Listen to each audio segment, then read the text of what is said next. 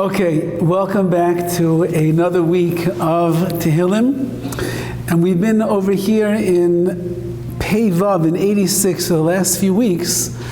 And we're going to conclude Pei Vav today, which has been a very remarkable Tehillim. As we mentioned in the beginning, it's not so long. However, it's very dense with ideas. And the main ideas that we've been learning throughout the last few weeks is the power of our tefillahs, of our prayers. And that the stronger that our prayers are, the greater is going to be our connection to HaKadosh Baruch Hu.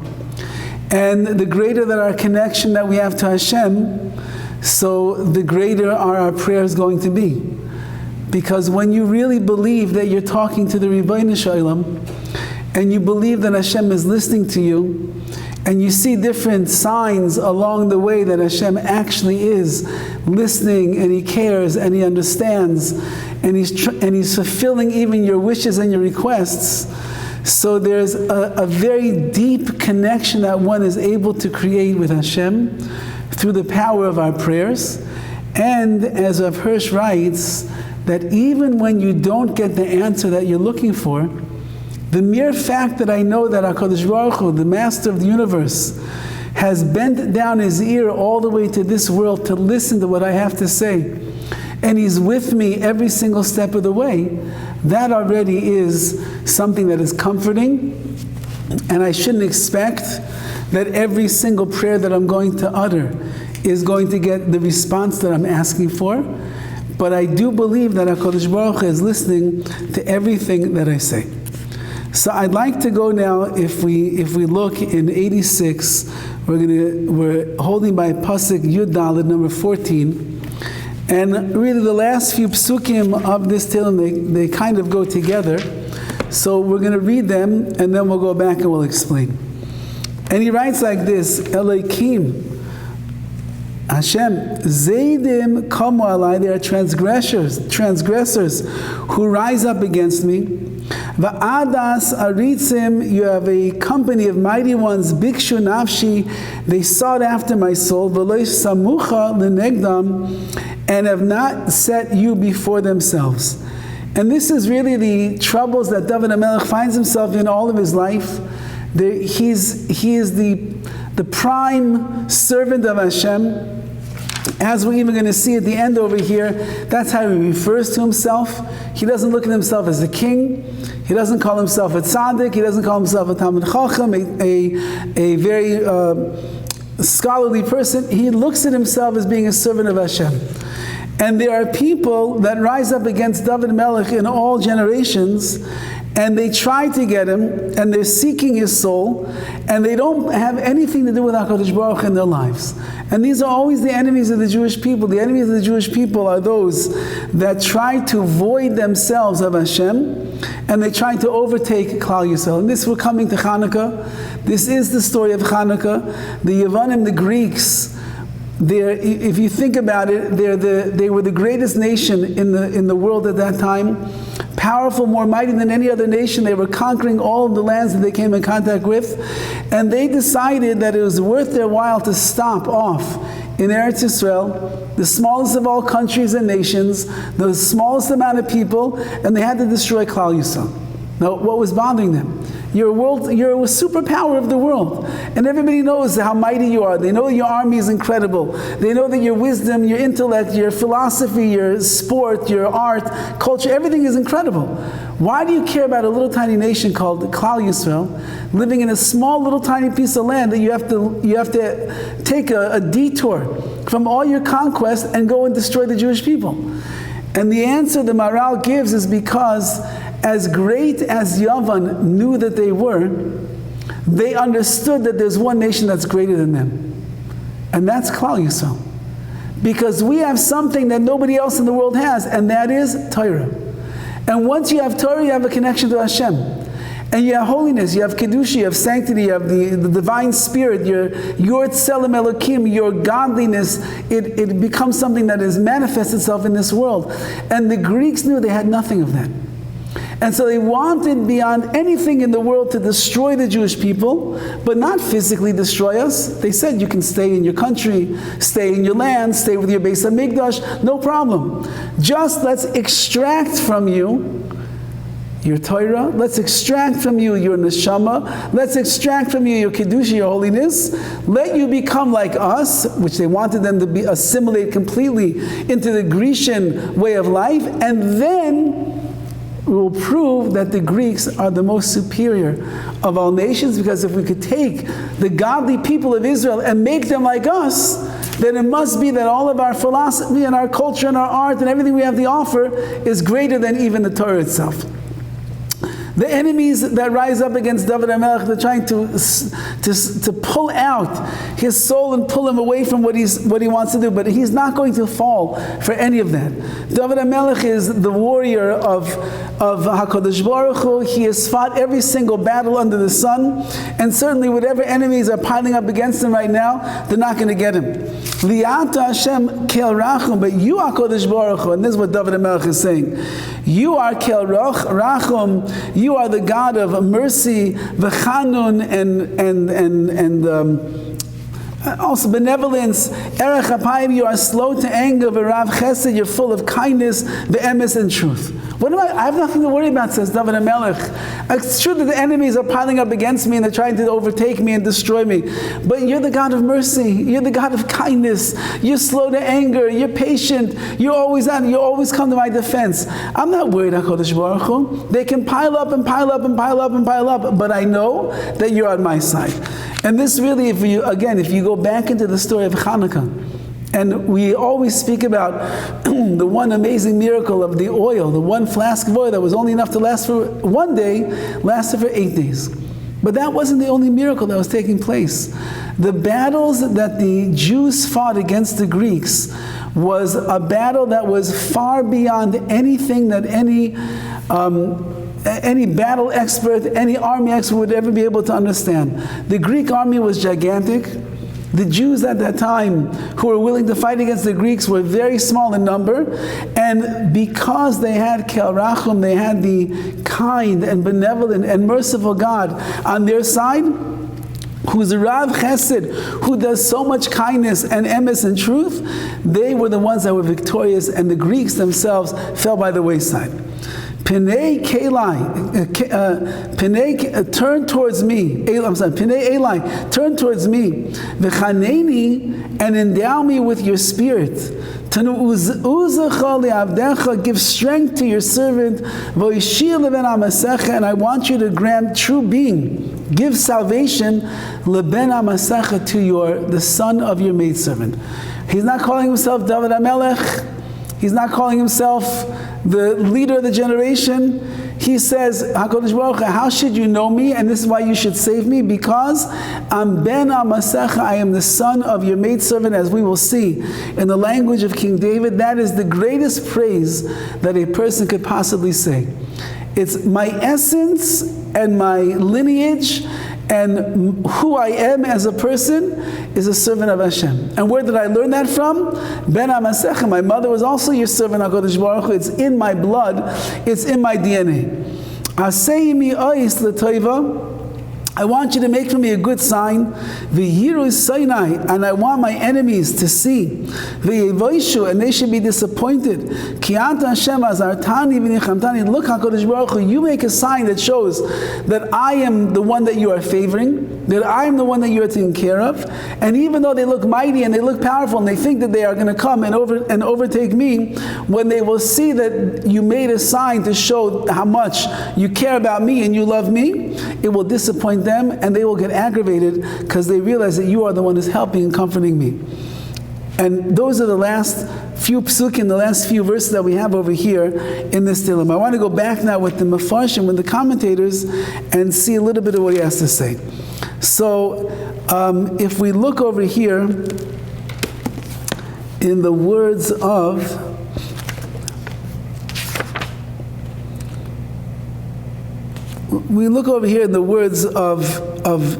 Rav Hirsch, he says like this on the last two verses that we have. He says, Penei, I want you to turn towards me.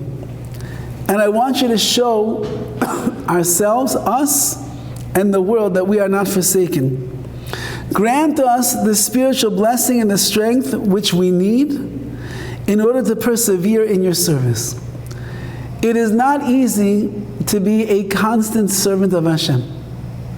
There are many, many things that come up in our day-to-day life.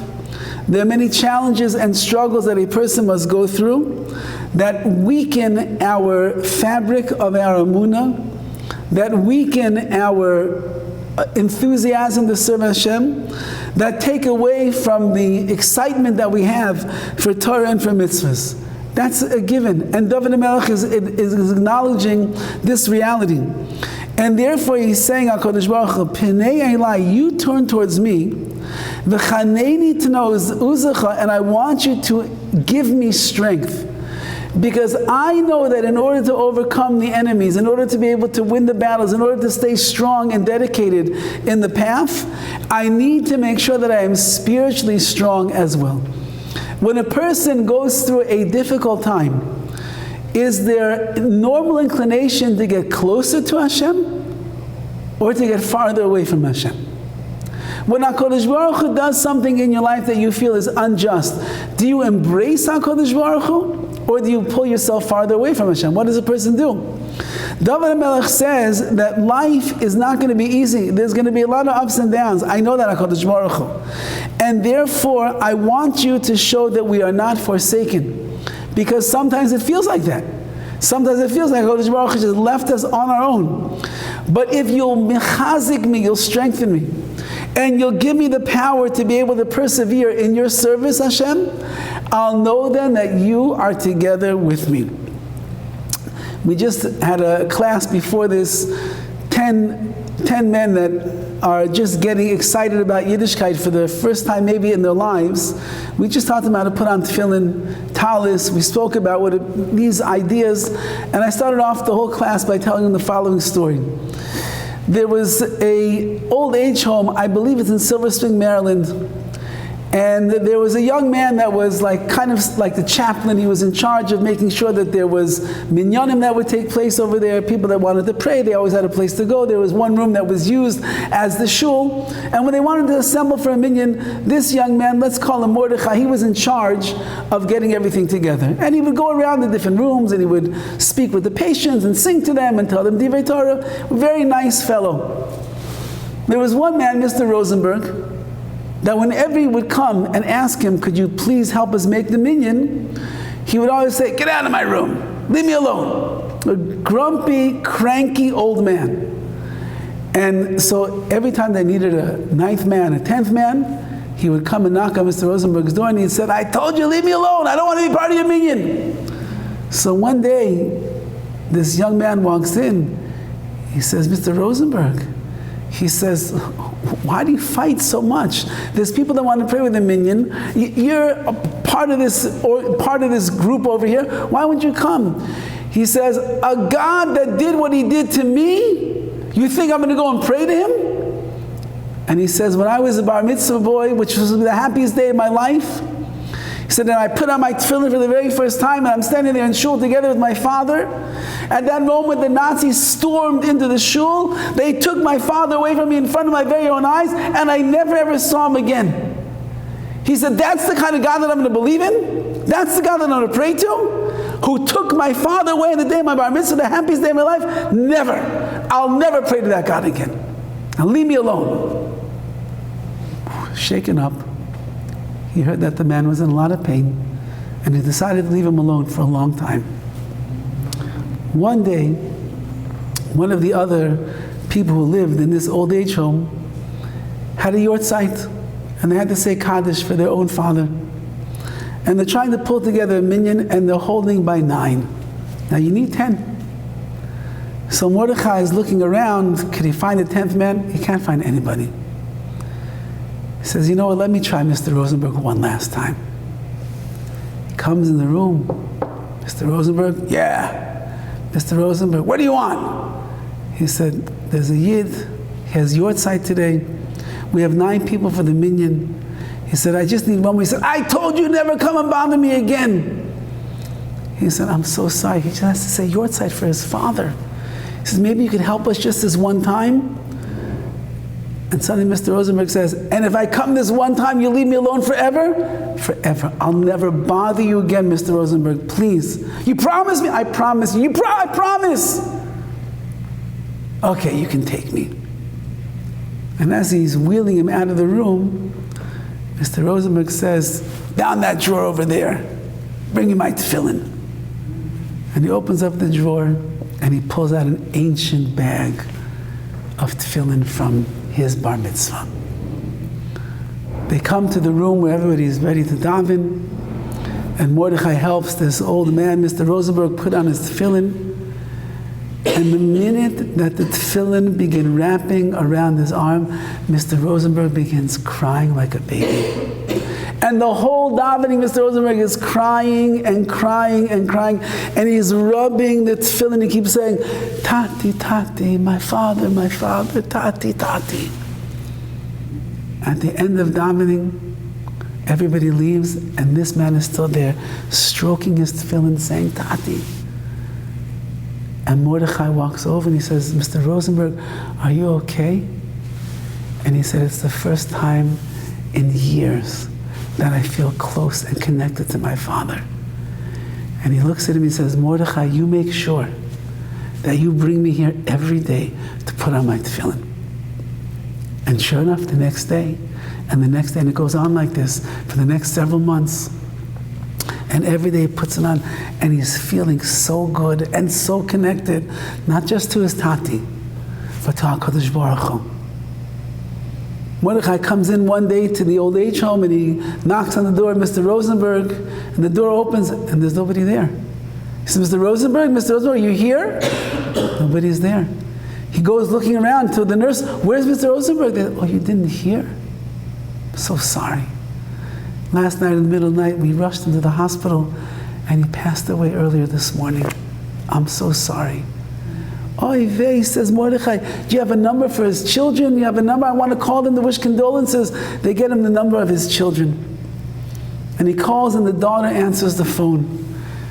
And he says, hi, my name is Mordechai. I worked in the old age home. I worked with your father, Mr. Rosenberg. He goes, you're the one? They say, Mordechai, you don't know what happened. We rushed our father to the hospital last night.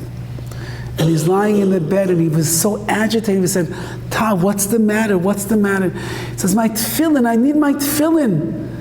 I said, Ta, you're in the hospital emergency. I need my tefillin. Please run back to the old age home. They're in the bottom drawer. Please grab me my tefillin. And we ran back to the old age home and we grabbed his tefillin. And this morning, our father put on his tefillin for the last time, and his last breath of life was after he said Shema, with his tefillin on his arm and on his head. Mordechai, you gave our father back his life. Thank you. Says Dovid HaMelech, Ribono Shel Olam, I'm asking you for something. I'm asking you to give me strength because I know that there will be the waves of difficulties in life and not everything's going to go the way that I planned that it should. And I don't want to lose my connection with you, Ribono Shel Olam. I want to stay strong as I am today. So therefore, Tenu uzecha li'avdecha, give your strength to your servant. I'm a servant Hashem. I don't want to desist in my servitude, in my service, in my hard work, in my connection to you. And if you give me that strength, I will stay on the right path, Hashem. And that's why it says, V'ishia leven amasecha, HaKadosh Baruch Hu, grant true being to the son of your handmaid, of your maidservant. Says Rav Hirsch, and as a ben amasecha, I myself am the son of your maidservant. For the sake of our fathers, and because we are the faithful sons of our past, grant us strong and vigorous being. It's not about me, HaKadosh Baruch Hu. I'm a servant on my own level. But let me go back to my mother. Let me go back to my father. Let me go back to many, many generations. The Avos HaKadoshim, Avraham, Yitzchak, Yaakov, Sarah, Rivka, Rachel, Leah. Look how they served you. I'm in the link in that chain. And in their merits, Hashem, keep me connected to their servitude, to their service of you, and in that way I will be able to become the Dovid HaMelech that you want me to become. Not because I'm Dovid HaMelech, but rather because I'm Ben Amasecha, I am the son of your maidservant. Like Dovid HaMelech says in Hallel, Ani Avdecha Ben Amasecha. That's the greatest praise that he can give himself. I'm a servant, I'm the son of your maidservant. That's my yichus, that's my lineage, that's what makes me great, that's where I come from, that's how I view myself and understand myself. And therefore, HaKadosh Baruch Hu, I'm ready and able to serve you. Just keep me strong through these difficulties in my life. And then Rav Hirsch writes at the end over here, Aseh mi ois l'toiva. I want you to make a sign. I'm not asking you to deliver for deliverance, and I'm not asking you even to destroy all my enemies. But I pray that you should work some sign for good on my behalf. What does that mean? Says Rav Hirsch, let something happen in my state of gullus, in my exile that I find myself in, by which men will know that contrary to the way that they look at things, they think the Jewish people are being beaten, we're being torn asunder, we're being destroyed. No. I'm neither forsaken nor cast off by you, HaKadosh Baruch Hu. And that I do not deserve the hatred of men, for otherwise HaKadosh Baruch Hu would not have given me help or comfort. If you will show the people around me who are trying to destroy me that you're watching over me, and you care about me, and you love me, Hashem, and you're not letting go of me, so then they will realize that I'm one of yours, I'm your child, I'm beholden to you, I'm not forsaken. And as a result of that, perhaps the hatred that the people of the world have against me, they'll stop, because by hating me, they're hating you, Hashem.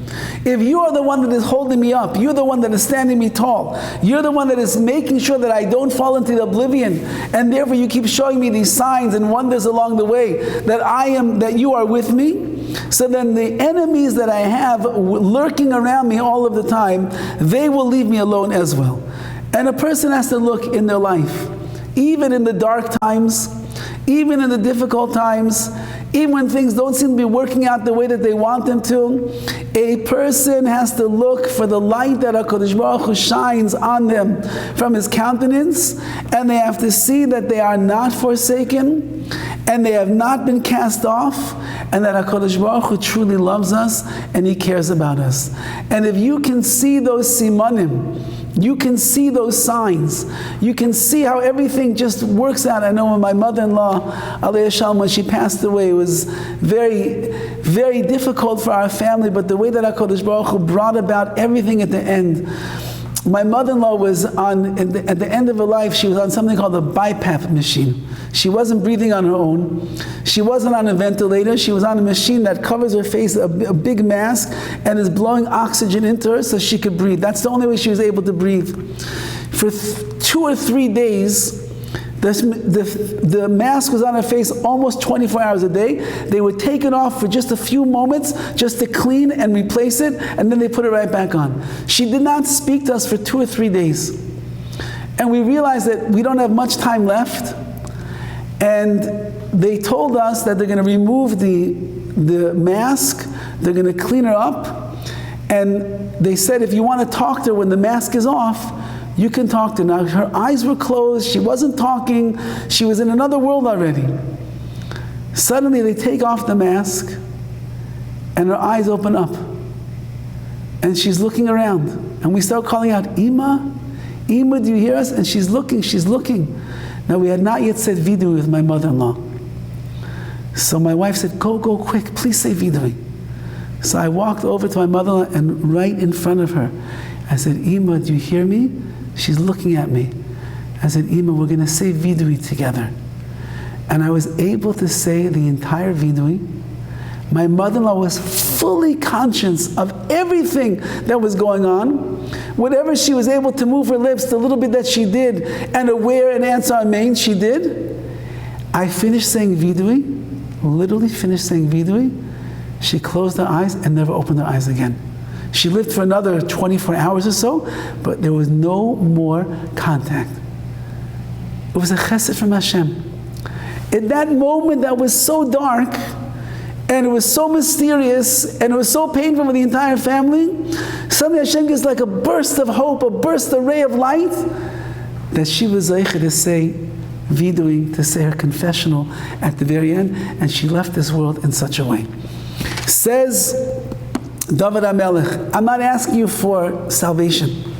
I'm not asking you for total redemption. I don't have the chutzpah to ask for such a thing.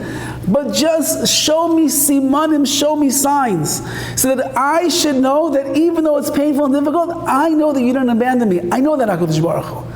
And if you will show me that, that will be for me a chizuk. But everybody else around me, all my enemies who are trying to breathing down my neck, they'll see that you did not abandon me, that you love me, you're embracing me, you're holding on to me, and they themselves will stop trying to destroy me, and they will move away and let me do what I need to do in my avodas Hashem, in serving of you. And that's the way the Rav Hirsch speaks about these last two psukim. In the Malbim writes like this: V'ata Hashem kel rachum, you HaKadosh Baruch Hu, the reason that I believe that I'm not doomed is because you are the merciful God, all of your beautiful attributes of mercy. Mefarish mitzat shat rachum, since that you are a merciful God. Pana elai lirois, I want you to turn towards me and see my impoverished state, my suffering. Umitzat shat chanun, because that you're a chanun, you are benevolent. Chaneni, have graciousness on me. Umitzat midas emes, and because of that you have a midah of truth. Give strength to your servant. Mitzad shani avdecha, because that I am your servant. V'oivet oischa, and I serve you. Umitzad midas chesed, meaning that's like a schus. A person who makes themselves into a servant of Hashem, and they serve HaKadosh Baruch Hu, and that's their job, that is their mission in this world. So then you have to look at me in the proper light, says Dovid HaMelech, in the world of truth. I deserve your protection. I deserve your embrace. I deserve the signs that will show that you're with me. Umitzad midas chesed, and because of the attribute of kindness, Hoshia leben hamasech, I want you to save your son's maidservant. V'ratza learn what that means. She'oived es Hashem mitzad b'chirasai, someone that serves Hashem because they choose to serve Hashem. I'm your servant, I'm choosing to serve you. Umitzad shenoitzer lezeh b'teva mi'avoisav, and let's put in there, I was created, I was formed from the nature of my great forefathers, and therefore I am leben hamasecha, I am your son's maidservant, meaning that's the nature of a Jew. The nature of a Jew, if you go back to Avram, to Yitzchak and Yaakov, you go back to Moshe Rabbeinu, you go back to all these great people, they were all your servants. Moshe is called Eved Elokim, he's called the servant of God. And our forefathers and everybody else involved that was always serving Hashem. I'm from that line as well. It's an act of chesed, of kindness, that you created me with this DNA. Unbelievable, says the Malbim. Says the Malbim, the fact that you created me in this way, that my DNA is such that I stem from the great people that came before me, and those are people that were Avdei Hashem, servants of Hashem. It's muchan b'teva, it's prepared within my very nature, la'avodas Hashem, to serve Hashem. We're already one step ahead of the game before we even come into this world. The nature of a Jew is, I want to be an Oved Hashem, I want to serve Hashem. I want to be someone that is going to be in line with HaKadosh Baruch Hu's will. I want to be someone. How is it possible? You look sometimes in the world of Bali Tshuva, you have a person, never in their life did they do a mitzvah, never in their life did they keep a Shabbos, never in their life did they ever keep kosher or make a bracha, and suddenly they start getting into it and they're in, right away. How does that work? Says the Malbim, it's the nature that is implanted inside of the Jew to be an oivid, to be a servant of HaKadosh Baruch Hu, and thank you, Hashem, that you've given me this opportunity to be able to serve you. And we'll leave off over here with the words of Rav Gamliel Rabinovich, And he says it like this. The Ata Hashem Kel Rachum V'Chanan, you are the merciful God, all these beautiful midos, these character traits that you have. B'Pasik Zeh Moine Dovid HaMelech Olav Hashem Midos of Shal HaKadosh Baruch Hu. Dovid HaMelech is listing the great attributes of Hashem. U'mevakesh Meis HaKadosh Baruch Hu, he requests Sheyizke LiYeshua Mitzad Midos of Shal HaKadosh Baruch Hu. I should merit to be saved. I should merit redemption in the merit of your great midos, your character traits, Hashem. And he says a fascinating statement over here. Everything that Dovid HaMelech, King David, says in the book of Tehillim, has a connection to every person. We mentioned this many times over the years. And that is that every ounce of suffering that King David went through in his life, he suffered all of the sufferings of every single Jew that would ever come into this world in history.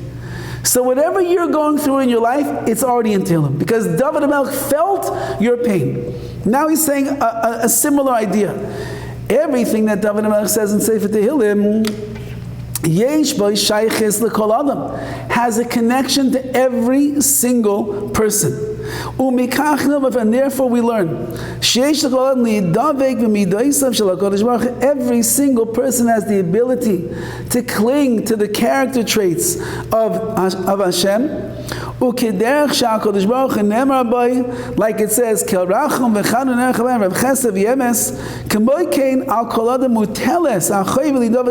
therefore every person has a spiritual obligation in their life to connect themselves to the midas, to the character, to the essence of Hashem. You must be like Hashem, merciful and benevolent. Slow to anger, when it comes to your friend. If only parents would know that we have to be like Hashem when it comes to getting angry with our children.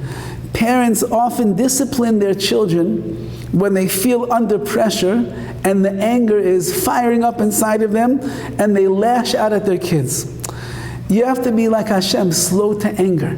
HaKadosh Baruch Hu delays before He punishes. He delays before He gives criticism. He delays before He gives mussar. He delays. He gives a person a chance to be able to rectify their ways. And certainly if you catch the kid in the act and you come roaring at them and you get angry with them, it's not going to go over well. Just delay and find a way. The altar of Kelm, I think it was the altar of Kelm, he once called over one of his students in the yeshiva and he reprimanded him for his lack of kavod ha'adam, of giving the proper respect to another one of the boys in the yeshiva.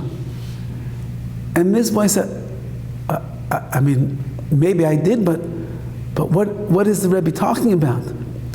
He says, for something that you did 1 year ago. He said, 1 year ago? What did I do 1 year ago? He said there was a boy that came into yeshiva on Shabbos, came to davening, came to pray, and many people, they have a habit when they walk into the shul, so what do we do every day of the week? We end up taking off our jacket, started rolling up our sleeve, and we put on our tefillin. So this boy on Shabbos, when we don't wear tefillin, he walked into the Beis Midrash, into the study hall, and he came to start davening on Shabbos, and he began taking off his jacket and rolling up his sleeve before he realized, he was just acting by rote over here, just conditioned. And you laughed. You laughed at him. And I saw you laugh. And I've been waiting for the last year to reprimand you right now, that you should know that's not the way that we behave. Somebody makes a mistake, they feel bad about it themselves, we are no one to laugh at them. And for that you have to be more sensitive to the feelings of another person. HaKadosh Baruch Hu is slow to anger. That's the way that Hashem does things. That means we have no right to react in our angry modes right away. And so too, HaKadosh Baruch Hu, you have to increase the chesed that you do with others.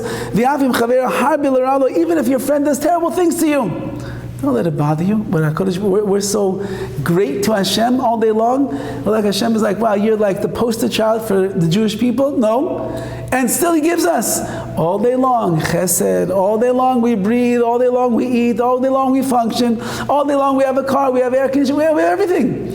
How does that work? Because even if we do things wrong to Hashem, He doesn't take away the chesed. So the same thing over here. Someone does bad to you, you should stop doing chesed? No. And this is what it means. The Gemara tells us, it says when the Jewish people were going through the splitting of the sea, it says, Zeh Keli, this is my God, and I will glorify Him. What does it mean, I will glorify Him? You should be similar to HaKadosh Baruch Hu, which means it's me and the Rebbe Shem. I'm going to be like Hashem. Mahu Chanu v'Rachum, just like Hashem is merciful and benevolent. Avadai Chanu v'Rachum, you should be merciful and benevolent as well. So Dovid HaMelech is saying over here that our great merit that we'll have in this world is the more that we liken ourselves to the Rebbeinu Shalom, the more that we become like Hashem, the more HaKadosh Baruch Hu is going to protect us. Why? Because through emulating the ways of Hashem and His character, that's the way we are connected to Hashem. So if we're connected to Hashem, why is HaKadosh Baruch Hu going to let things bad happen to us? If we're connected to HaKadosh Baruch Hu with all of His midos, so if He's hurt, if we get hurt, so then it's like, almost so to speak, it's hurting Hashem. So therefore, the more that we are connected, the more that we are emulating His ways, the more that our midos, our character, is like the character of Hashem, we're connected, and HaKadosh Baruch Hu is going to watch over us and protect us as well.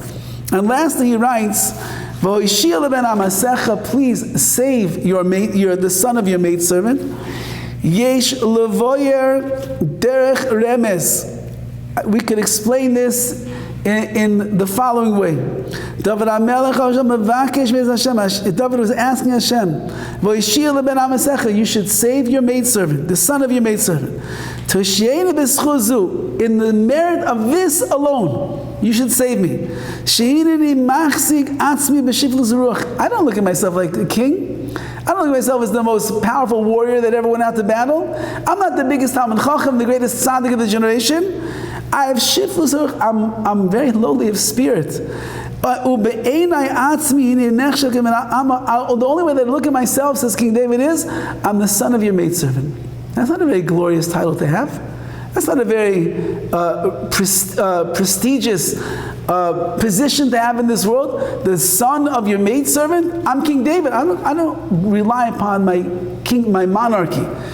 I rely upon my lowliness of spirit, my humility, that I come from the simple stock of a maidservant. When we learn a very big lesson over here. David HaMelech was on such a high, lofty level. He held himself very low in his eyes and in the eyes of HaKadosh Baruch Hu. I'm just the son of your maidservant. And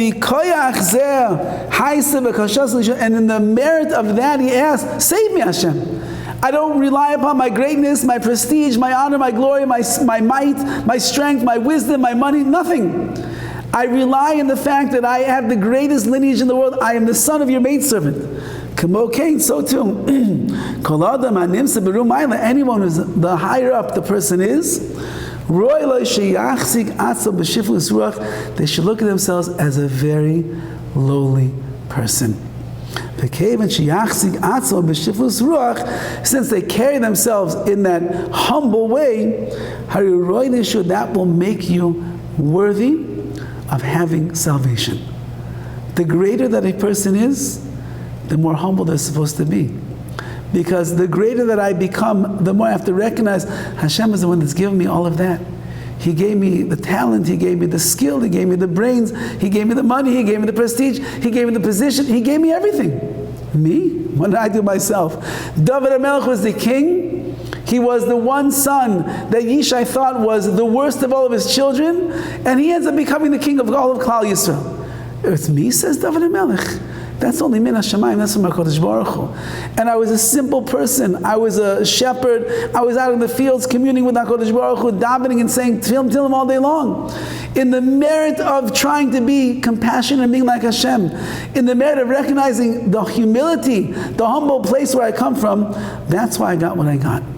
And if I could recognize that more and more and more and more, that's why I deserve salvation, because the more that you save me, Hashem, the more that you take care of me, the more I'm going to be rescued from the hands of my enemies, the more I'm going to be worthy of being in your world, because Hashem, He loves humble people who have no airs about them. That's what Hashem loves.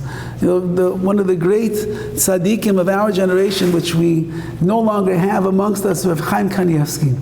Rav Chaim Kanievsky was a man who learned Torah probably somewhere around 18 hours a day, maybe a little bit less. But he opened up his door to his house every day for hours on end. He had people coming and going all day long with their questions, with their problems, with their worries. And the busiest man in the world, who was so busy learning and learning and learning, he didn't even have time to give a shiur, to give a class, because he said, I have too much that I have to learn.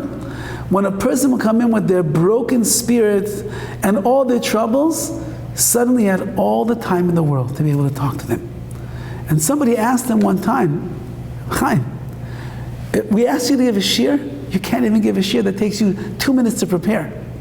But when a guy comes in with all of his problems, you sit there and you smile and you listen and you empathize. A guy could talk your ear off for 50 minutes straight, and you don't throw the guy out. How does that work? So he says, for somebody else's problems, for somebody else's struggles, for somebody else's pain, he says, for that, I have to make all the time in the world. Now, if a person holds himself to be the highest of heights, I don't have time for the broken, destitute people of this world. But if I hold myself in great humility to be the person that I am, and I'm trying to emulate the ways of HaKadosh Baruch Hu, on that then, suddenly, I have all the time in the world for others. Says Dovid HaMelech, I am not worthy of your salvation because of my accomplishments. I'm not worthy that my enemies should stop hounding me because I'm the king and I have riches and I have a big powerful army. I'm not worthy that you should rescue me from the foes that are always lurking around trying to destroy me because I'm so great in the world of wisdom, of Torah, and they're like, no, that's not what my greatness is. Because I am humble, HaKadosh Baruch Hu, and I realize everything comes from you, and even in my great prestige that I've gained in this world, I don't take an ounce of credit for myself. I say it's all you, HaKadosh Baruch Hu. In that merit, I deserve to be saved right now. And if you bring me salvation, everybody will see, Hashem, that you save the humble of spirit. You love those that make themselves lowly, that connect themselves to the previous generations. Avraham Avinu, humblest of men. Yaakov, humblest of men. Moshe Rabbeinu, he said, the humblest of men in the world. Moshe, Anav Ma'od, he was the humblest of all men, Al Pnei Adama, on the face of this earth. Nobody can reach him in his greatness of humility. So I am also humble. And just like you took care of the forefathers, and you took care of Moshe Rabbeinu, says Dovid HaMelech, take care of me. That's Dovid HaMelech. He had a lot to brag about. We don't have so much to brag about. So we should be much, much more humble. And in the schus, in the merit of our humility, says Tehillim over here, that's why HaKadosh Baruch Hu is going to bring you Yeshuas. He can bring a person salvation they never dreamed of. So Mitzvah Hashem, from this whole Pei Vav 86, from the power of our prayers, from recognizing HaKadosh Baruch Hu, aligning ourselves with the midas, the traits of Hashem, and remaining effacingly humble all the days of our life, we should see that Hashem brings each and every one of us whatever we need, whatever Yeshua, whatever salvation you desire, in that schus, in that merit, prayer, becoming like Hashem in character, and staying humble. Those three things should bring us great salvation and the ultimate redemption of all, the coming of Mashiach Tzidkenu, B'mheira v'yameinu.